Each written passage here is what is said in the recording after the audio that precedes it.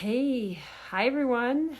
All right, we have a low network connection. So, hi, beautiful people. I'm so happy to be here today and really want to. I just know that, even if we're not in constant fear, that we have that it's easy to have these moments of intermittent fear, at least, and we kind of go like this in waves where it's up and down, the fear coming into us. And part of it depends on how much news we watch, how much social media we watch. Hey, Sarah, darling. Yes, and you inspired me today. So Eckhart Tolle talks about, I'm going to post the video, the whole program there that you sent to me. But he talks about how fear is when we project ourselves into the future, this unknown future, and we put attributes onto it, right? That we're not living in the present moment. And so, hi, love. And so what can happen, so we listen to news, we read the media, and then we start to think, oh my God, all these things are going to happen. And we start to think about the future. Not necessarily, I know for myself, I'm not thinking about, I understand I'm moving into the future. I think it's unconscious that happened. Let our house be built on a rock. Yes. Thank you, Sarah. And so, and what Sarah's talking about is that internal work that we need to do. So hi, Allison. And today I'm really just talking about that fear that we're not aware of, especially because we really don't know we're moving into the future. We really don't know that we're doing that. We really need to take a moment to notice it. And so one of the things that I do on a regular basis, hi Varunka, is I pay attention to what's going on in my body. Like that to me is my sign that I'm experiencing fear. And I can have different sensations. So I'm looking for these sensations. So they might be little chills in my arms. My breathing gets more shallow. Just these different, I think for everyone it's different. It might be starting to get tightness in your neck or in your shoulders. Moving your shoulders up is a sign of fear. Like it oftentimes shows up in our body. Our breathing is a really core one.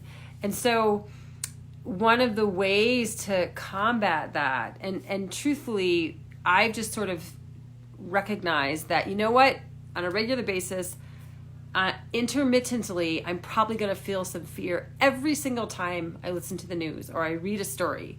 And I like to stay informed about what's going on in the world. I don't spend a ton of time, though, on the news. So what I do is, like, even just after I read the news, I take a moment because we are oftentimes unaware of what's going on in our subconscious mind. I take a moment to just kind of do a body scan. And that is a way to bring yourself back into the present moment. And so I'm just going to do an example here, and you can follow me along as well. But there's several different ways to do this too. So I also take a moment to touch in with my senses. That helps me a lot to get back into the present moment. So, and I'm not gonna probably do a full meditation here, but I am gonna just show you and demonstrate what it looks like. And so I just might take a moment to notice my breath. Like I can feel my lungs filling up and I can feel them emptying. And so I might do that 2 or 3 times. And then I take a moment to just okay, what am I hearing right now? Maybe there's people outside. Maybe there's leaves blowing around. Maybe there's a clock ticking or your refrigerator running. Just notice these sounds for a few breaths. And then to notice sensations,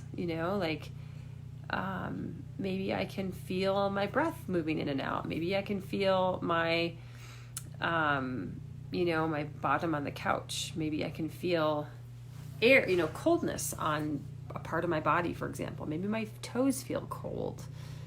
And then to sight, I might open my eyes and just notice a few things that I might see.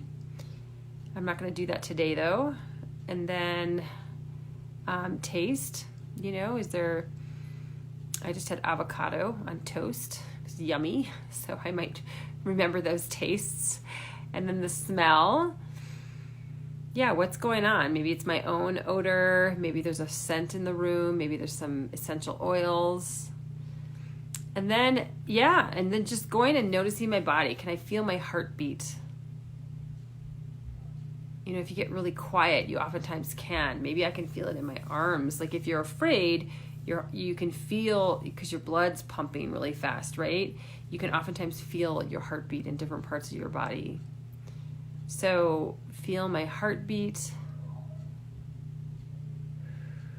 And then I might go top to bottom or bottom to top in terms of, you know, feeling my toes, feeling my feet, my ankles. I might move them around a little bit to really recognize those sensations.